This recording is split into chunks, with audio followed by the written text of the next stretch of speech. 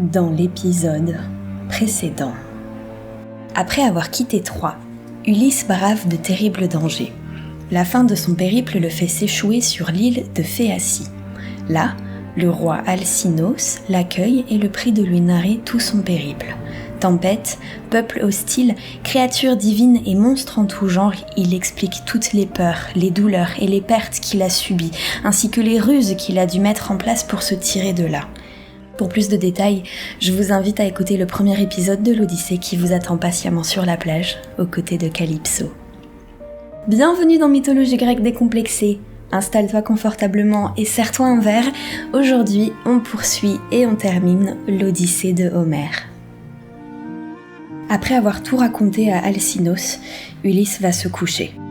Le lendemain, il prend la route qui le mène jusqu'au fameux navire qui a été préparé rien que pour lui. Il monte à bord, accompagné de suffisamment d'hommes pour pouvoir piloter la belle bête et prend la mer direction Ithaque avec ses poteaux, les Phéaciens. Dès qu'ils reconnaissent l'île, ils y accostent. Ulysse est enfin de retour au bercail. L'enthousiasme est tel qu'au lieu de jeter l'ancre, il s'emporte et le navire se retrouve carrément sur la plage. Comme Ulysse est encore endormi, épuisé par toutes ses aventures, et on se demande comment le crash ne l'a pas réveillé, il le dépose sur le sable avec tous les cadeaux qui lui ont été faits. Les matelots reprennent ensuite la mer pour rentrer chez eux. Poséidon est toujours vexé et il en veut aux Phéaciens d'avoir aidé Ulysse, eux qui pourtant n'ont été jusque-là que bienveillance et respect envers les dieux. Alors l'ébranleur de la terre, le grand dieu aux cheveux bleus transforme la mer en un rocher immobile et flottant. Et il place une montagne devant la ville du roi Alcinous. Celui-ci jure que dès maintenant on ne reconduira plus jamais sains et saufs les étrangers. Pendant ce temps, Ulysse se réveille. Ça fait si longtemps qu'il est parti qu'il ne reconnaît pas tout de suite sa patrie. Athéna descend le voir sous la forme d'un pasteur de brebis et l'informe que cette terre est le royaume d'un roi disparu, la belle île de Ithaque. Son cœur se remplit de joie. Athéna rit et reprend sa forme divine, se révélant au héros. Elle le guide dans une grotte afin qu'il cache toutes ses richesses, puis enferme l'entrée avec une pierre.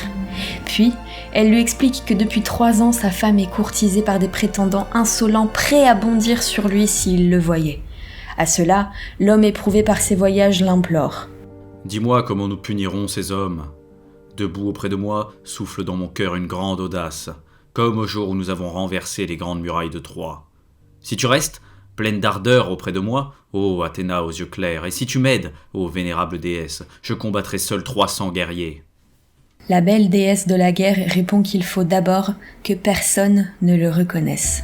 « Certes, je serai auprès de toi et je ne te perdrai pas de vue quand nous accomplirons ces choses. Et j'espère que le large pavé sera souillé du sang et de la cervelle de plus d'un de ces prétendants qui mangent tes richesses. Je vais te rendre inconnu à tous les hommes. Je riderai ta belle peau sur tes membres courbés. Je ferai tomber tes cheveux blonds de ta tête. Je te couvrirai de haillons qui font qu'on se détourne de celui qui les porte. Je ternirai tes yeux maintenant si beaux, et tu apparaîtras à tous les prétendants comme un misérable, ainsi qu'à ta femme et au fils que tu as laissés dans tes demeures. » Athéna part ensuite à Sparte pour informer Télémaque du retour de son père. Ulysse, transformé en vieillard, se rend vers un lieu indiqué par Athéna, où il trouve un vieux porcher qui s'occupe tranquillou de ses cochons. Celui-ci l'invite à manger et à boire et il lui explique qu'il est un fidèle serviteur du roi, le vénérable Ulysse, mort à cause d'une querelle amoureuse qui a déclenché une guerre. Cette querelle, on s'en souvient, il s'agit du rapt de Hélène par Paris. Enfin, je dis rapt, mais bon, du départ d'Hélène, quoi. Alors Ulysse répond qu'il jure sur les dieux que le roi d'Ithaque n'est pas mort et qu'il reviendra avant la fin de l'année, voire du mois, voire dans quelques jours, voire demain si ça se trouve, et il punira les prétendants qui outragent sa femme et son fils. Son interlocuteur aimerait le croire, mais au fond de son cœur, il est persuadé que jamais il ne reverra Ulysse vivant. Pendant ce temps, Athéna débarque à Sparte et trouve Télémaque chez Ménélas. Elle lui dit de ne pas perdre de temps et de partir 7 nuits pour Ithaque. Une fois arrivé, il ira voir le porcher et dormira chez lui. Après seulement, il pourra retourner au palais voir sa mère Pénélope. Puis, elle disparaît. Télémaque appelle Ménélas et celui-ci consent à le laisser partir immédiatement, ou presque, le temps de lui donner des cadeaux. Ensuite, le jeune prince s'élance rapidement sur son char pour retrouver Pylos, l'endroit où il a laissé son navire. Nuit et jour il cavale, s'arrêtant uniquement pour dormir. Il arrive enfin sur son navire et presse son équipage d'appareiller pour s'éloigner du rivage et de sortir les voiles afin de partir. Athéna leur envoie un vent propice qui souffle avec force et pousse la nef rapide. Après un long voyage, ils abordent à Ithaque, plient les voiles et Télémaque met pied à terre. Il dit à ses matelots de finir le trajet en naviguant jusqu'à la ville, tandis que lui ira jusque chez le fameux Porcher à pied. Au petit matin, il débarque à l'endroit susmentionné comme un prince, et le Porcher est tellement soulagé de le voir en parfait état qu'il en lâche la taille de vin qu'il tenait pour l'apéro matinal.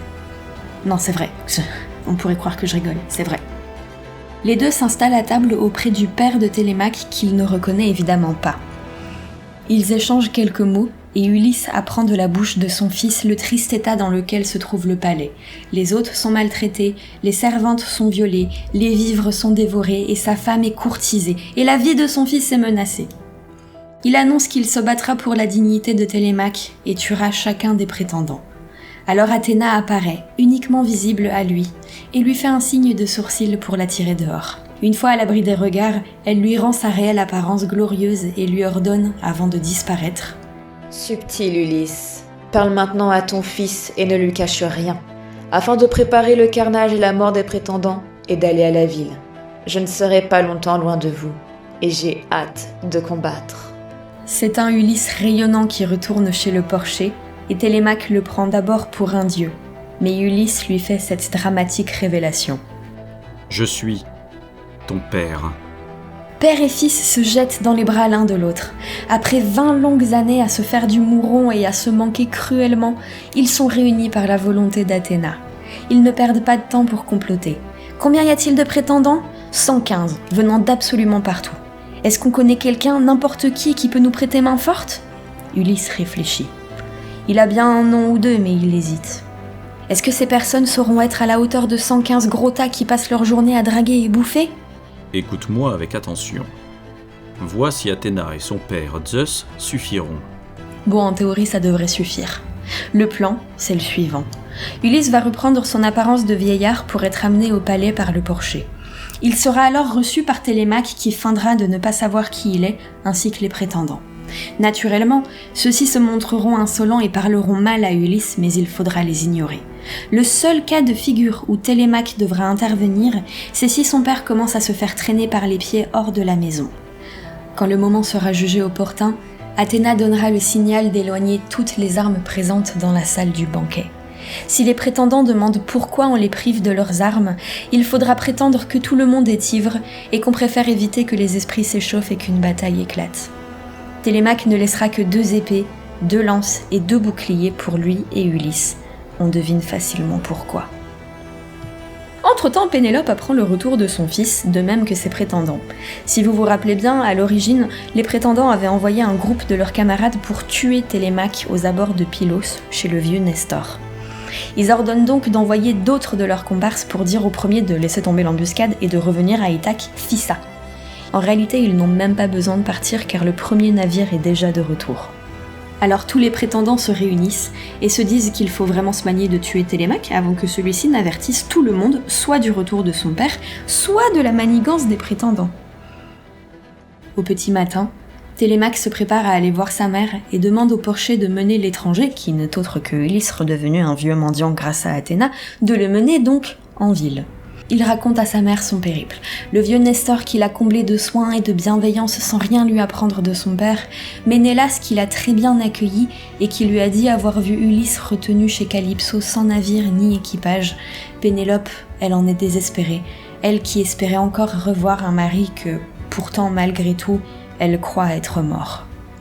À ce moment-là, un oracle annonce que Télémaque dit la vérité, mais à un détail près. Ulysse est déjà de retour à Ithaque, caché ou errant, et il est au courant du danger qui rôde dans sa demeure. Le soir venu, justement, Ulysse et le Porcher se préparent à aller en ville. Ils se font apostropher par un berger avant d'arriver devant le palais d'où un fumet délicieux sort par grandes effluves. Le chien de garde, un vieux clébard loyal et usé par le temps, reconnaît Ulysse, donc il n'aboie pas. Il lève les oreilles, remue la queue, mais Ulysse n'ose pas trop s'en approcher de peur que sa réelle identité soit révélée. parce que du coup le chien de garde ne garde pas le palais de Ulysse quoi, enfin bref. Ulysse essuie une petite larme, content de revoir ce vieux et fidèle compagnon. Puis il pénètre dans le palais en laissant derrière lui ce toutou qui, ayant enfin revu son maître, se laisse cueillir par la mort avec la paix dans l'âme. Une fois dans le hall du palais, Télémaque aperçoit son père qui, à son tour, feint de ne pas le reconnaître. Il lui offre du pain et de la viande, et l'invite à demander à chacun des prétendants qu'il lui cède une partie de sa nourriture, car il est primordial de savoir recevoir les gens chez soi comme il se doit. La plupart des prétendants acceptent pour ne pas offenser les maîtres des lieux, à savoir Pénélope et Télémaque, mais l'un d'eux refuse et se plaint d'avoir déjà trop de mendiants en ville qui retirent le pain de la bouche des braves et honnêtes gens. Ce mec, c'est Antinos, réputé pour chercher la bagarre et pour être un petit con belliqueux. Et à ne pas confondre avec Alcinos, le roi de Phéacie. Quand Ulysse a fait le tour de la table, il incite Antinos à lui donner à manger, et à lui donner une plus grande quantité que ceux qui l'ont fait avant lui. Il lui raconte qu'il n'est pas juste un mendiant, mais qu'il a été un homme riche et puissant envoyé à travers le monde dans un mauvais concours de circonstances et qu'il est devenu misérable par la force des choses. Antinos refuse toujours de le nourrir et il lui ordonne de s'éloigner de lui. Il l'insulte de nouveau et pire encore, il saisit un escabeau qu'il utilise pour frapper l'épaule droite de Ulysse. Il menace ensuite de le faire traîner dehors, tiré par les pieds ou par les bras. Malgré les protestations des autres prétendants, l'arrogant insiste et reste campé sur ses positions. Pénélope, ayant entendu dire qu'un étranger en position de faiblesse s'est fait insulter dans sa demeure, demande à ce que l'on amène le mendiant à elle afin de découvrir son identité et de lui demander s'il a entendu parler d'Ulysse et de ce qui a pu lui arriver.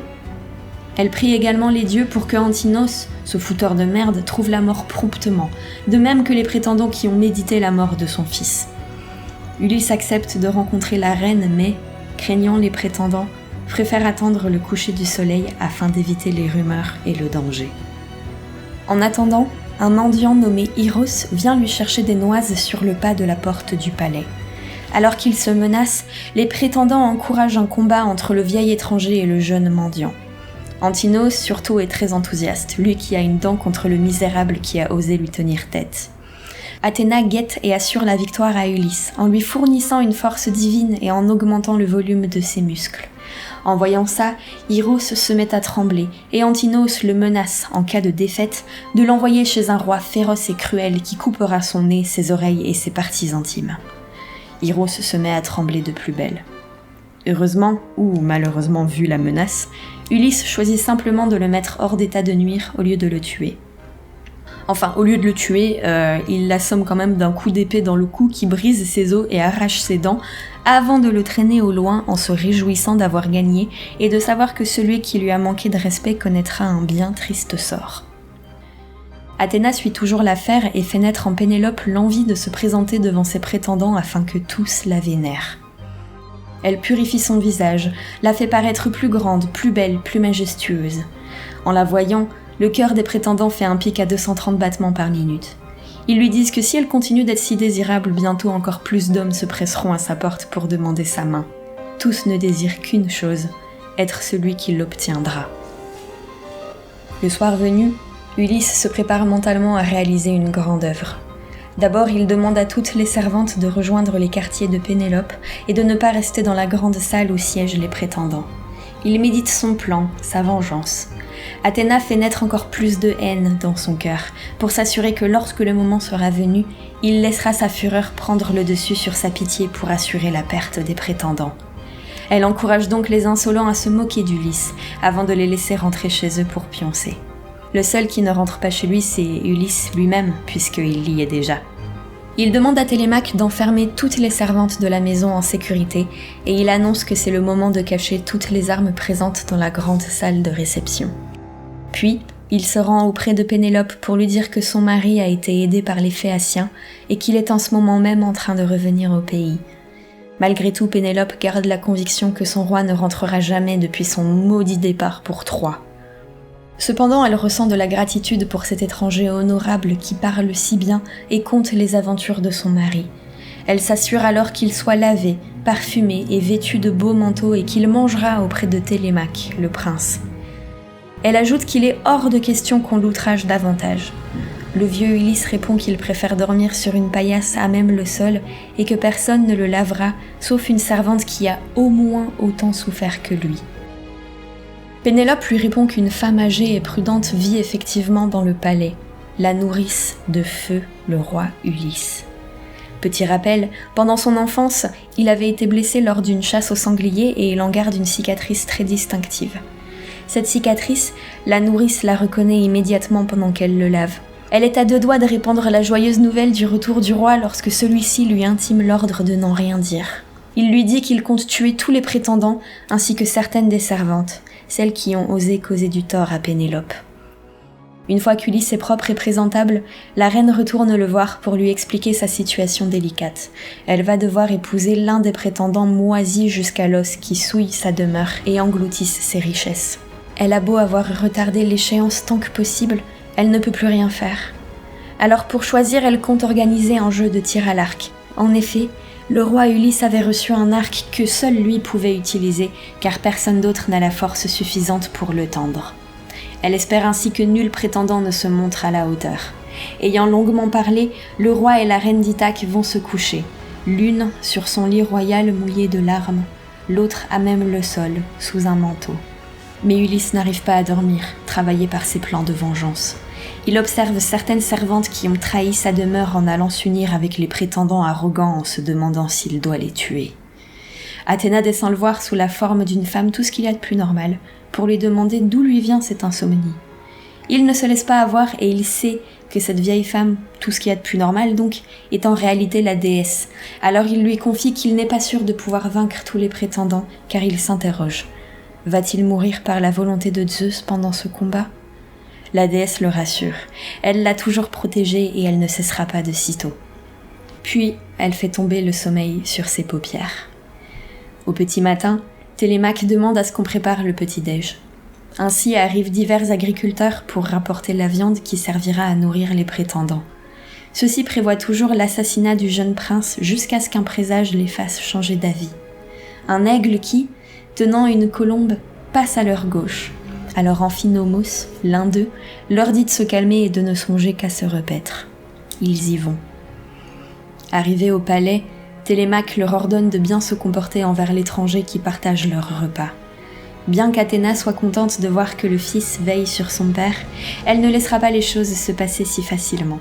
Elle pousse les insolents à continuer de péter les couilles afin que Ulysse, dans son cœur, entre dans une grande colère. L'un d'eux ose même lui jeter un pied de bœuf qu'il esquive au dernier moment. Télémaque se fâche et Athéna provoque un fou rire chez les prétendants qui continuent de se comporter comme des putains de pignoufs. Puis, maintenant que les esprits sont échauffés, elle fait naître en Pénélope l'intuition qu'il lui faut maintenant ramener l'arc aux prétendants pour tester leur force et, le cas échéant, épouser celui qui saura le tendre. Elle se hâte de monter là où résident toutes les richesses du roi et saisit l'arc, le carquois et les flèches. Elle pleure encore un petit peu son mari avant de se reprendre et de demander aux servantes de descendre un coffre où se trouvent les jeux du roi.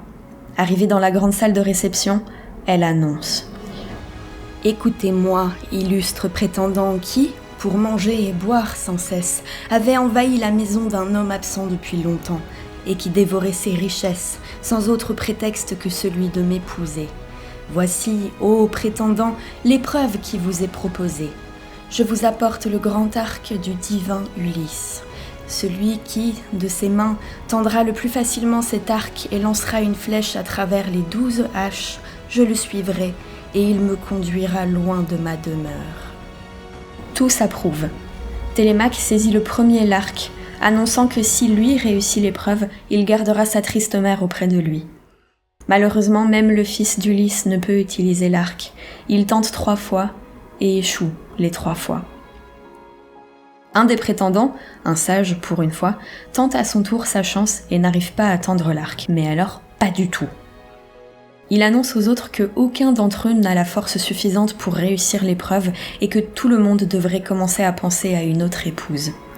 Antinoos, lui, le moins respectable des putains de prétendants de sa mère, tente de feinter en faisant ramollir l'arc à l'aide d'un disque de graisse chauffée.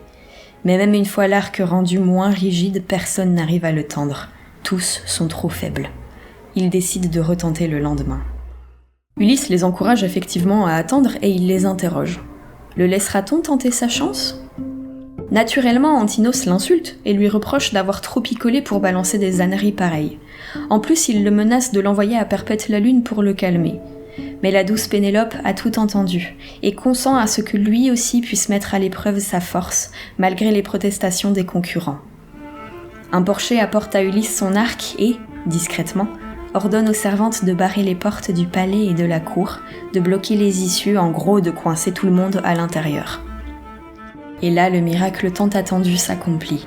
Ulysse tend aisément l'arc comme si c'était un jouet, saisit une flèche et réussit haut la main l'épreuve soumise par sa belle Pénélope. Alors il tend l'arc en direction d'Antinos, qui a toujours été le plus virulent envers lui. Et alors que celui-ci s'apprête à taper un schluck de vin frais, il s'en voit empêché par une flèche qui vient lui traverser la gorge. Complètement choqués, les prétendants se lèvent et tournent la tête partout, cherchant leurs lances et leurs épées. À leur grand malheur, celles-ci ont été judicieusement cachées, justement pour qu'ils ne puissent rien faire et restent sans défense. Alors ils insultent Ulysse et lui promettent une terrible mort pour avoir osé écourter la vie de l'un des leurs. Le roi d'Ithaque révèle son identité. « Chien ! Vous ne pensiez pas que je reviendrais jamais du pays des Troyens dans ma demeure, et vous dévoriez ma maison, et vous couchiez de force avec mes servantes, et moi vivant. Vous recherchiez ma femme, ne redoutant ni les dieux qui habitent le large Ouranos, ni le blâme des hommes qui viendront. Maintenant les cairs de la mort vont vous saisir tous !» On tente de le calmer, de le raisonner, en disant que le principal méchant a été puni pour ses crimes et que les vies des autres prétendants pourraient être épargnées.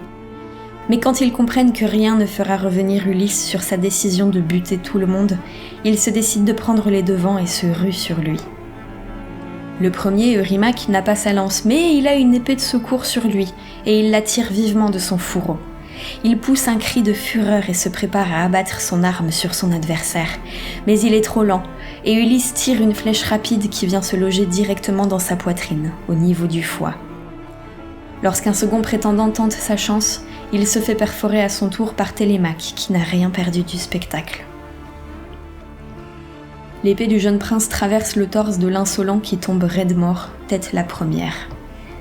Télémaque court ensuite chercher des armes et des boucliers pour son père, le porcher, et un bouvier, ainsi que pour lui-même. À son retour dans la grande salle, il peut voir son père dans toute sa splendeur décocher flèche sur flèche, annihilant sans pitié quiconque ose s'opposer à lui. Lorsque le carquois ne contient plus rien, Ulysse saisit les armes que lui tend son fils. L'un des prétendants, le chevrier Mélanté, annonce au prétendant en panique qu'il pense savoir où toutes les armes sont cachées et qu'il va de ce pas les chercher. Bingo, il les trouve, et il ramène 12 boucliers, 12 lances et 12 casques à ses comparses avant de retourner en chercher d'autres. Il se fait cependant démasquer. Ulysse ordonne qu'on ne le tue pas, pas encore, mais plutôt qu'on lui attache les mains et les pieds avec de solides chaînes et qu'on le suspende à une colonne afin qu'il souffre longuement, victime de la gravité, enfermé dans la salle d'armes. En bas, dans la salle de réception, ça commence à sérieusement chauffer. Athéna descend voir Ulysse pour lui faire un petit discours motivationnel. Elle prend l'apparence de mentor, mais son protégé sait, une fois encore, qu'il s'agit bien de la déesse sous les traits du vieil homme. Les prétendants la réprimandent, toujours sous l'illusion qu'il s'agit en fait de mentor, lui reprochant de prendre le côté de Ulysse et en menaçant de la tuer et d'oblitérer sa descendance dans la foulée. Alors elle encourage Ulysse et Télémaque de plus belle, désirant tester leur bravoure, et les défend vigoureusement lorsqu'ils se font attaquer. En effet, 6 prétendants saisissent leurs lances et les jettent avec force, espérant qu'au moins une d'entre elles atteigne sa cible. Mais Athéna les dévie toutes. D'autant plus enragés, Ulysse, son fils, le porcher et le bouvier lancent à leur tour leurs piques. Toutes font mouche et 4 prétendants s'effondrent sans vie. Les survivants tentent de fuir, c'est peine perdue. Ulysse et ses 3 compagnons se ruent sur eux en arrachant leurs lances des cadavres encore frais pour se réarmer. De nouveau, des prétendants lancent leurs piques, effort inutile, car Athéna les fait de nouveau dévier de leur trajectoire. En face, ça réplique. Là encore, 4 lances vengeresses volent à travers la pièce et atteignent 4 autres prétendants qui mordent la poussière. Puis, Ulysse et son fils abattent 2 prétendants de plus, puis 2 autres, puis plein d'autres. L'un d'entre eux se met à genoux pour supplier qu'on l'épargne, mais une épée lui transperce le cou avant qu'il ne puisse finir de parler. Dans la salle de réception, Tout n'est que cris chaotiques et sang dégoulinant. Seuls 2 hommes sortent vivants de ce carnage. Le héros Médon, qui a toujours traité Télémaque avec respect, et un chanteur qui n'a jamais rien fait d'autre que de raconter les exploits des héros pendant les repas. Ulysse et Télémaque consentent à ce que ces 2-là échappent au funeste destin réservé aux prétendants.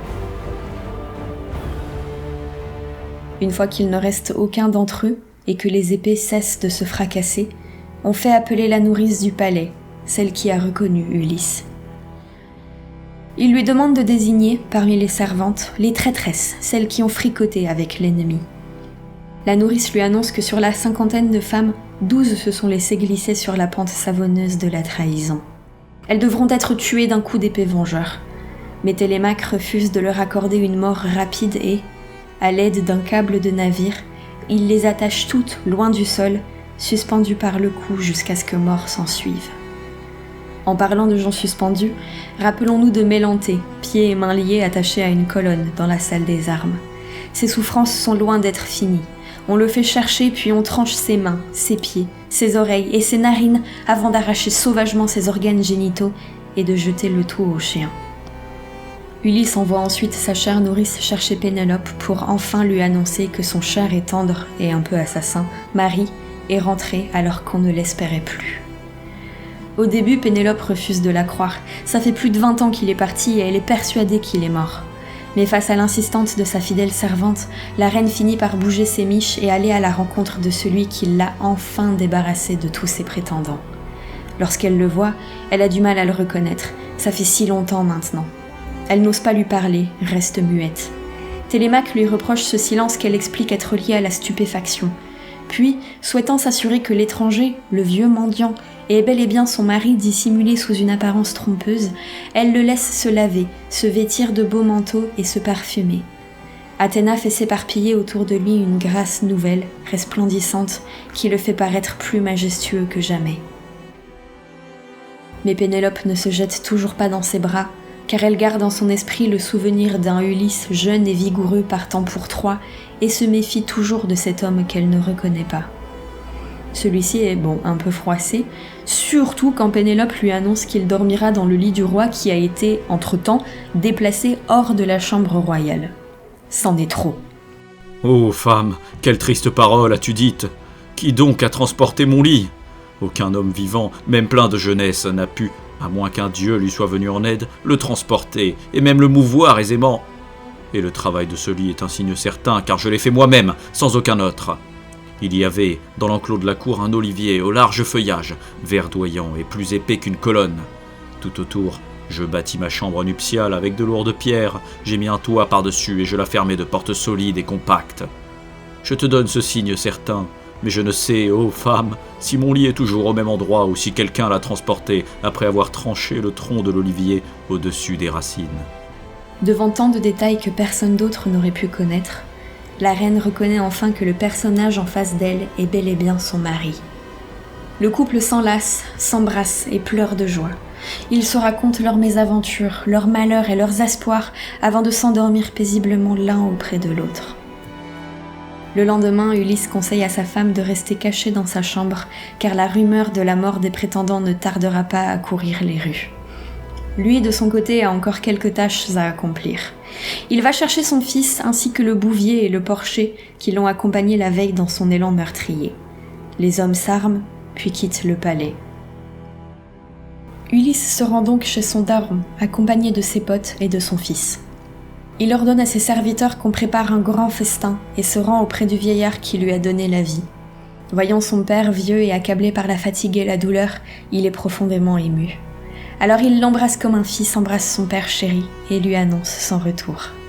À l'instar de Pénélope, Laërte ne reconnaît pas son fils et lui demande une preuve de son identité.